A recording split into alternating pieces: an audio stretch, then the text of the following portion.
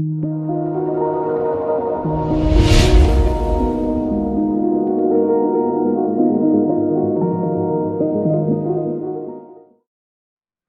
Viewers, আসসালামু আলাইকুম। Welcome to open school online education platform. আমরা গতদিন পড়াশোনা করছিলাম গুণগত রসায়ন নিয়ে। আজকে আমরা একটু কর্মমুখী রসায়নের একটু মজার চ্যাপ্টারে ব্যাক করব।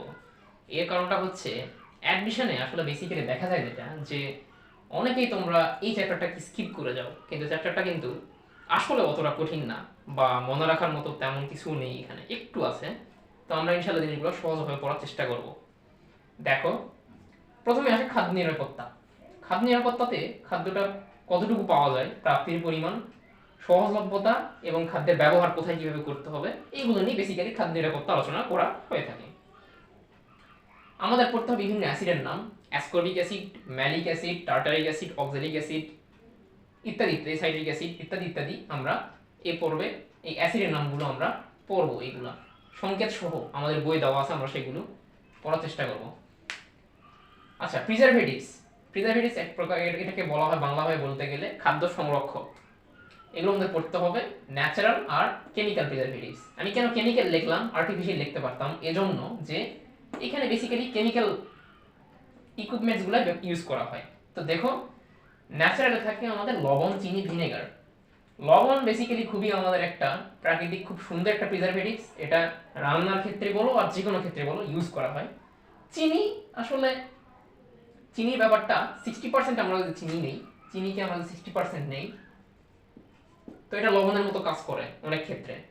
ভিনেগার থাকে, ভিনেগার ব্যাপারটা আমরা একটু পরে আলোচনা করছি, ভিনেগার একটু পরে আলোচনা করছি আমরা, ঠিক আছে। দেখো, খাদ্য কৌটাজাতকরণের ব্যাপারটা এবার উঠে আসে। আমরা খাদ্য কৌটাজাতকরণের বই অনেক কিছু দেখেছি, আম, আলু, মাখন ইত্যাদি ইত্যাদি আমরা দেখেছি, বা মাছ, এগুলো আমরা দেখেছি। তো আসলে আমরা সবগুলোকে একই ক্যাটাগরিতে নিয়ে আসতে চাই, যাতে করে এগুলো আমাদের বুঝতে এবং মনে রাখতে সুবিধা হয়।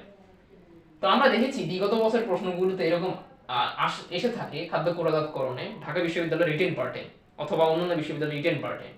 তো আমরা এজন্য 5টা পয়েন্টে প্রত্যেকটাকে বিভক্ত করতে পারি। দেখো, নির্বাচন বা বাছাই, সিলেকশন। প্রথমে খাদ্যটা কেমন হবে, কিরূপ নিব আমরা সিলেকশন, আমরা সেটা সিলেকশনের মাধ্যমেই করে থাকি। ধৌতকরণ, খাদ্য অবশ্যই ধৌতকরণ করতে হবে, এটা স্বাস্থ্যসম্মত নীতি। তো এটা আর কি। ব্লাঞ্চিং মানে সিদ্ধকরণ, খাদ্যটা কত ডিগ্রি তাপমাত্রা সিদ্ধ করতে হবে, এগুলো বিভিন্ন মাপযোগ আছে। বেসিক্যালি 31 ডিগ্রি তাপমাত্রা বা 25 ডিগ্রি তাপমাত্রা, 20 থেকে 21 মিনিট বা আধা ঘন্টা, এই জিনিসগুলো এখানে দেওয়া থাকে। আচ্ছা, এক্সস্টিং, বায়ুটা বের করে দেওয়া, এটাকে এক্সস্টিং বলে। তারপরে সিলিং এর মানটা আসে, সিলিং সিস্টেমটা হচ্ছে আসলে সিল মোহর করে দেওয়া আর কিছু না, রিটর্টিং এর পরে আসে। লেবেলিং মানে খাদ্যটার গুণগত মান কি কি আমরা দিয়েছি ভেতরে, এগুলো লেবেলিং করে তার গায়ে দেওয়া হয়ে থাকে। তো এই হচ্ছে আমাদের খাদ্য কৌটাজাতকরণের ব্যাপার স্যাপার। দেখো, এরপরে আমাদের আসে দুধের শতকরা, এটা একটু মনে রাখতে হবে। পিএইচ, দুধের শতকরা পিএইচটা বেসিক্যালি যতদূর জানার মতো 6.6 থেকে 6.9 এরকমটা পিএইচ দুধের। আপেক্ষিক গুরুত্ব, দুধের আপেক্ষিক গুরুত্ব বেসিক্যালি 1 এর কাছাকাছি, 1.029। পানির পরিমাণ কতটুকু থাকে এর উপর ভিত্তি করে আপেক্ষিক গুরুত্বটা বের করা হয়। তো দেখো, দুধে পানির পরিমাণ থাকে, পানির পরিমাণ মোটামুটি 82% থেকে মানে 82% থেকে 88% এরকম, আমরা মোটামুটি ভাবে 80% ধরে নিতে পারি। প্রোটিন বলতে দুধে আসলে প্রোটিন বলতে যে জিনিসগুলো আসে, আমাদের প্রোটিন বলতে আসে হচ্ছে ক্যাসিন, ক্যাসিন আছে আমাদের অ্যালবুমিন, গ্লোবিউলিন,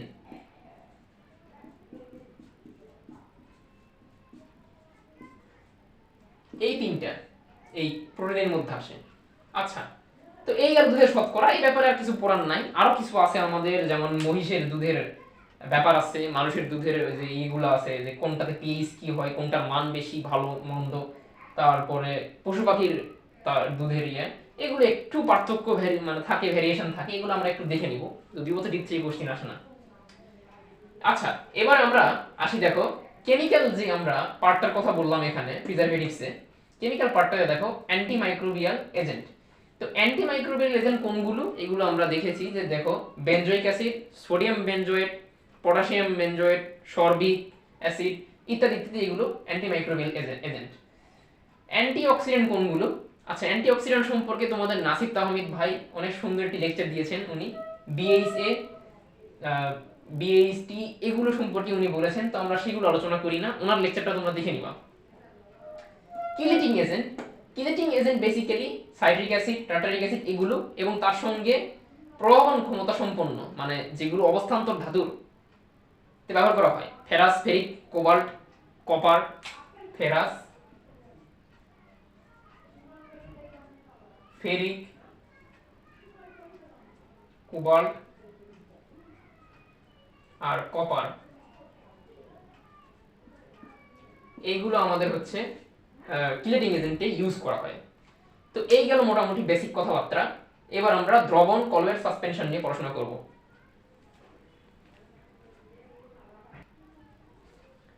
তো দেখো আমরা ভিনেগার সম্পর্কে আমি পড়াশোনা করি। ভিনেগারটা আসলে চিনি থেকে চলে আসে, তো শর্করা বা চিনি থেকে ভিনেগার চলে আসে। এখন দেখো আমরা প্রথমে আমরা ইনভার্টেজ এনজাইম নিব। ইনভার্টেজ ইনভার্টেজ নিলে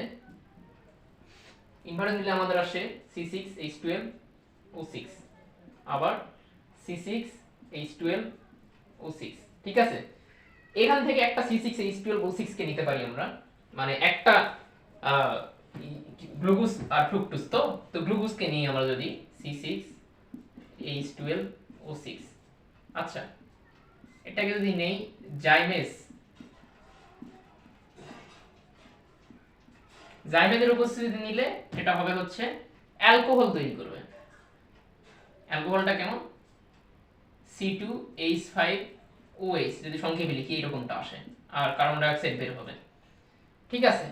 এখন দেখো এই অ্যালকোহল থেকে আমরা ভিনেগারে সরাসরি ব্যাক করতে পারি।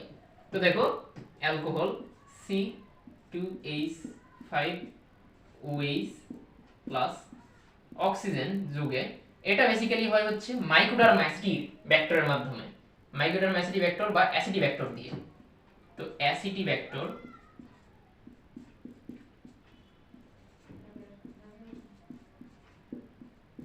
যদি ইউজ করি তাহলে দেখো এখান থেকে সরাসরি কনভার্ট হয় ভিনেগারে, মানে CH3COOH।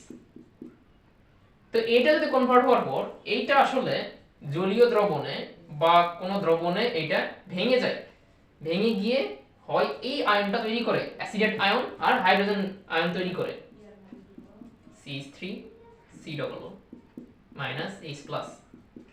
তো দেখো এই আয়নটার প্রভাবে এনজাইমের যে সক্রিয় সাইট থাকে সেই সক্রিয় সাইটটা এই আয়নের প্রভাবে ফেটে যায়, এবং তার ফলে ওই এনজাইম বলছি যেই জীবাণু থাকে, জীবাণুটা এই H+ এর প্রভাবে ফেটে যায় তার মেমব্রেন, যার ফলে জীবাণু মরে যায়। এই হচ্ছে মূলত ভিনেগারের কার্যনীতি। আচ্ছা এবার দেখো টয়লেট ও গ্লাস ক্লিনার। টয়লেট ক্লিনারে আসলে আমরা সোডিয়াম হাইড্রোক্সাইড বা কস্টিক সোডা ইউজ করে থাকি, আর গ্লাস ক্লিনারে NH3। কারণ সোডিয়াম হাইড্রোক্সাইড যদি আমরা ইউজ করি গ্লাস ক্লিনারে, তো দেখো NaOH সাথে যদি আমরা সিলিকন এই কাঁচের উপাদান যদি যোগ করি তাহলে দেখো সোডিয়াম সিলিকেট উৎপন্ন হয় Na2SiO3।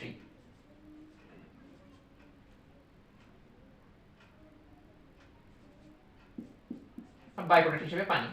তো এটার আসলে যখনই দেখবা কোনো কিছু বিক্রিয়া করতেছে তখনই ক্ষয় লাভ ক্ষতি হয় আসলে, তাই না? ব্যাপারটা এরকম। তো ক্ষয় হয় এখানে, ফলে কাঁচের গায়ে এবড়ো থেবড়ো গর্ত সৃষ্টি হয়। এই জন্য টয়লেট ক্লিনারে এটা ইউজ করা হয়, নট গ্লাস ক্লিনারে। গ্লাস ক্লিনারে কিন্তু এটা ইউজ করা যাবে না, গ্লাস ক্লিনারে NH3 ইউজ করা হয়, এইটুকুই, আর কিছু না এখানে।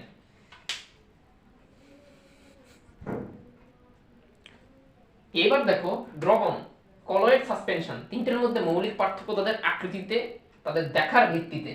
দ্রবণের আকৃতি যেটা আমাদের বইয়ে দেওয়া আছে সাধারণত এরকমটা 0.1 থেকে 2 ন্যানোমিটার। কলয়েডের আকৃতি দেওয়া আছে 2 থেকে 500 ন্যানোমিটার, আর সাসপেনশনের আকৃতি এই 500-র চেয়ে বড় হলে সেটা কি হয়ে যাবে? সাসপেনশন। ব্যাপারটা এরকম, আকৃতিতে পার্থক্য। এদের মধ্যে শুধুমাত্র একটা মনে রাখবা, কলয়েড দুধ একটা আদর্শ খাবার না? তো সেরকম কলয়েডও আদর্শ ধরতে পারে, দুধের কলয়েডে দুধই থাকে তাই না, মানে দুধেই তো কলয়েড হিসেবে ধরা হয়। তো এই হিসেবে কলয়েডেই শুধুমাত্র আমাদের ব্রাউনীয় গতি আছে, ব্রাউনীয় গতি কিসে থাকে? শুধুমাত্র কলয়েডে থাকে। ঠিক আছে, ব্রাউনীয় গতিটা আসলে কি? ব্রাউনীয় গতিটা হচ্ছে যখন কোনো কলয়েড কণা বিস্তরিত হয় তার মাধ্যমের উপর দিয়ে, তখন যে ধাক্কাধাক্কি সৃষ্টি হয়, এই ধাক্কাধাক্কির ফলে চারদিক থেকে যখন সে বাধাপ্রাপ্ত হয়, ধাক্কাধাক্কি হয়, সে একটা পথ বেছে নেয় যে পথে সে দ্রুত যেতে পারবে। দেখা যাচ্ছে আসলে ছোট জিনিসের ধার বেশি তাই না? কলয়েড কোণাটা যখন ছোট হয়ে যায় তখন এই ধাক্কাধাক্কির পরিমাণটা কমে যায় এবং তার গতিও বেড়ে যায়। তো আরেকটা ব্যাপার দেখো, যখনই কোনো লিকুইড বা এ জাতীয় কিছুতে হিট করা হয় তখন সেখানকার সব কিছুর গতি বেড়ে যায়। সো হিট করলেও এই ব্রাউনীয় গতিটা বেড়ে যায়। ব্যাপারটা এখানে শেষ। আচ্ছা, এখানে আরো কিছু ব্যাপার আছে। ব্রাউনীয় গতি যখন আসে তখন আমাদের টিন্ডাল ইফেক্টের ব্যাপারটাও চলে আসে। টিন্ডাল ইফেক্টটাও কলয়েডের সঙ্গে সম্পর্কযুক্ত। আচ্ছা, টিন্ডাল ইফেক্টে হয় কি, কলয়েড কণা আসলে এই দ্রবণে যে দ্রবগুলা দ্রবীভূত থাকে, এই দ্রবের কলয়েডের আকৃতি দ্রবের চেয়ে বেশি বের হয়ে যায়, যার কারণে কলয়েড কণাগুলো আসলে আলো বিচ্ছুরণ করে। তো আলো বিচ্ছুরণ করলে এর আসলে কার্যকারিতা কি? এইটা আলো বিচ্ছুরণ করতে পারে বলেই স্পর্শ পদ্ধতিতে আমরা যে H2SO4 উৎপন্ন করি না, এইটাতে এই সালফার ডাইঅক্সাইড গ্যাস SO2 আর অক্সিজেন এই দুটার সঙ্গে স্মোক বা ধোঁয়া বা কুয়াশা বা ধুলাবালি তৈরি হয়। এই ধুলাবালিটাকে পৃথক করার জন্য এই আমাদের হচ্ছে টিন্ডাল ইফেক্টটা ইউজ করা হয়। টিন্ডাল ইফেক্ট, টিন্ডাল ইফেক্ট এই হচ্ছে ব্যাপার। আর ব্রাউনীয় গতির তাৎপর্য কি? ব্রাউনীয় গতির তাৎপর্য হচ্ছে এই ব্রাউনীয় গতি ইউজ করেই সাধারণত এই কলয়েড কণার গতিটা নির্ধারণ করা হয়, ফলে অভিকর্ষ ত্বরণের প্রভাবে কলয়েড কণাটা অধক্ষিপ্ত হতে পারে না। এইটাই হচ্ছে ব্যাপার। আর এই অধ্যায়ে আমাদের আরো কিছু পড়তে হবে। ট্যালকম পাউডার এর সংকেত, বোরাক্স এর সংকেত, বোরিক অ্যাসিড, তারপর আমাদের ল্যাসন এগুলো সংকেত, আর এই হচ্ছে মোটামুটি পড়াশোনা। সাবান ডিটারজেন্টের ব্যবহার এবং তাদের কার্যকারিতা, এইটুকুই আর কি অধ্যায় পড়াশোনা। তো পরিশেষে একটা কথা, যে আসলে আমরা এই অধ্যায়টা দেখে অনেকে ভয় পেতাম বা স্কিপ করতাম, এমনটাও না। অধ্যায়টা খুবই ইজি। তো তোমরা যেটা করবা, আসলে একটা জিনিস মনে রাখবা যে পড়তে হবে কিন্তু ইফেক্টিভলি। বিজয় দেখা হবে ইনশাল্লাহ।